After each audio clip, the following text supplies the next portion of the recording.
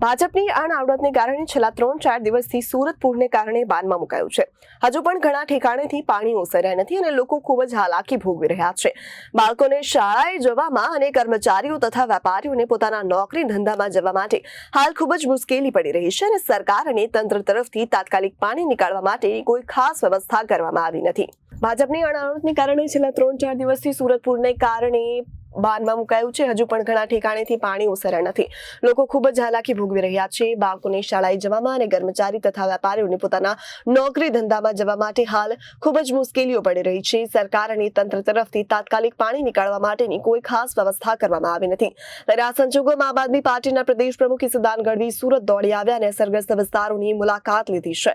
ત્યારે ઈસુદાન ગઢવી અને પ્રદેશ મહામંત્રી રાકેશ હિરપરા, પ્રદેશ સંગઠન મંત્રી રમેશભાઈ ધડુક, વિપક્ષ નેતા પાયલ સાકરિયા, પૂર્વ વિપક્ષ નેતા ધર્મેશ ભંડેરી સહિત આમ આદમી પાર્ટીના કોર્પોરેટર, પદાધિકારી, મહિલા સંગઠન અને કાર્યકર્તાઓએ સુરત શહેરના સાણિયા હિમાત પૂરગ્રસ્ત વિસ્તારમાં અસરગ્રસ્ત લોકોની મુલાકાત લીધી અને તેમની સમસ્યા જાણી. Bureau report, Janadesh news.